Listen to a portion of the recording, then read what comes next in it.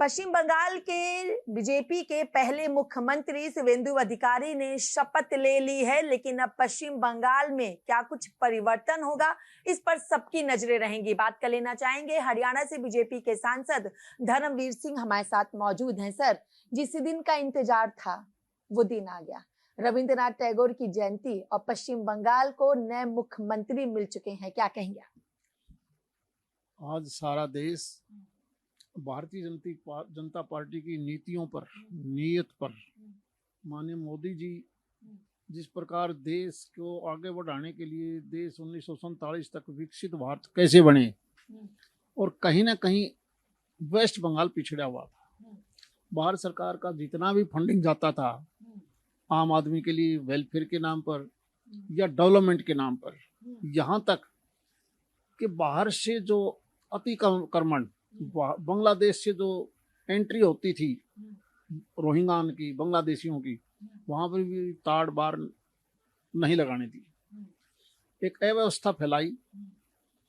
अब बड़ा मुश्किल से समय आया है वेस्ट बंगाल के लोगों को इस देश के साथ मिलके, जैसे भारत के दूसरे प्रदेशों ने विकास किया है 2014 से लेकर अब तक, उतनी तेजी से ही कनेक्टिविटी हो, रेल हो, सड़क हो, हवाई जहाज हो। आप देखेंगे इस वेस्ट बंगाल को सबसे पहले हमारा वहाँ का सी पोर्ट 1947 से पहले क्या हालात थी, देश का बड़ी आमदनी, बड़ी इंडस्ट्री वहीं थी, लेकिन लगभग 50 साल से ऐसी सरकारें वहाँ पर बनी लेफ्ट के तौर पर, टीएमसी के तौर पर, दूसरी जगह के प्रदेश उन्नति कर गए। सी पोर्ट बंगाल का हो खत्म, मुंबई हो, गुजरात हो, सारा व्यापार इधर चला गया। बड़ी इंडस्ट्री आई, उनका विरोध किया। टाटा जैसी कंपनियों ने जब जमीन लेके काम शुरू किया तो इन्होंने विरोध किया। आज वो लोग पछता रहे हैं। बड़े बड़े उद्योगपति जिनको हम मारवाड़ी बोलते थे, वहां से सारे डिस्टर्ब हो गए। अब समय आ गया, अब देखना नई सरकार का गठन आज हो जाएगा। इसके बाद जिस तेजी से, क्योंकि वहां के अंदर पानी की, मिट्टी की, लोगों की मेहनत की कमी नहीं है, कमी थी तो नेतृत्व की थी। शुवेंदु अधिकारी का राजनीतिक सफर भी सब जानते हैं, उनका राजनीतिक अनुभव भी सब जानते हैं। टीएमसी की सरकार में वो मंत्री भी रह चुके थे और जिस तरीके से टीएमसी वहां पे कार्य करी थी, समस्या और समाधान दोनों शुवेंदु अधिकारी अच्छे से जानते हैं। क्या लग रहा है जो मैनिफेस्टो में वादे थे, हर चीज को समझा है, सीखा है। वो नीचे जिला पंचायत से आए हैं, उसके बाद उन्होंने टीएमसी में भी काम करके देखा है, इसीलिए तो छोड़ा कि उनका काम करने का तरीका गलत था। उस वक्त जब उन्होंने पार्टी छोड़ी, उस वक्त कई मंत्रालय उनके पास थे। जब पार्टी छोड़ी तो वहां पर बीजेपी नहीं थी। ऐसे समय पर आए और उस बीजेपी को आज 200 से ज्यादा सीट आई है। अब देखना उनका अनुभव हमारे काम आएगा। और वेस्ट बंगाल जहां की भूमि में कोई कमी नहीं है, बड़ा तेजी से विकास करेगा। जिस प्रकार से आजादी से पहले का बंगाल था उससे भी आगे बढ़ेगा। पश्चिम बंगाल में जैसे टीएमसी की हार हुई, तो वहीं राहुल गांधी आपके ही क्षेत्र हरियाणा से ही लगातार यात्रा निकाल रहे हैं और अब ये भी कह रहे हैं कि बीजेपी को खाली कांग्रेस ही हरा सकती है। ये बातें राहुल गांधी ने कही है। मुझे जो लगता है उसकी भाषणों से जो मुझे लगा, वो बीजेपी का मुकाबला नहीं कर रहे। उनको पता है बीजेपी 2047 तक कहीं जाने वाली नहीं।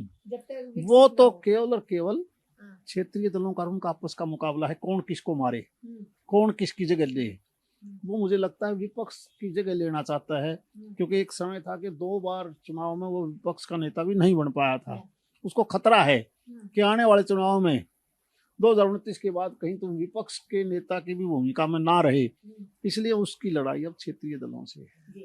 एक अंतिम सवाल, आप हरियाणा से हैं, हरियाणा से सटा पंजाब है और पंजाब सरकार के मंत्री संजीव अरोड़ा के यहाँ फिर से ईडी की छापेमारी। आम आदमी पार्टी कह रही है कि बीजेपी ये चुनावी मंशा से करा रही है और दबाव बना रही है, ऐसा कुछ भी नहीं है, जांच एजेंसियों का दुरुपयोग कर रही है।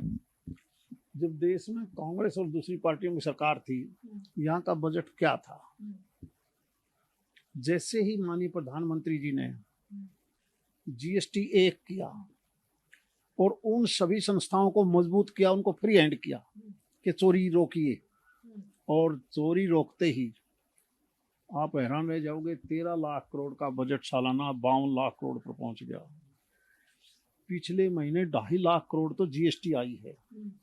अगर चोरों की चोरी नहीं रोकोगे तो पैसा कहाँ से आएगा? चोरी कोई करे, किसी पार्टी का करे, ईडी अपना काम करेगी।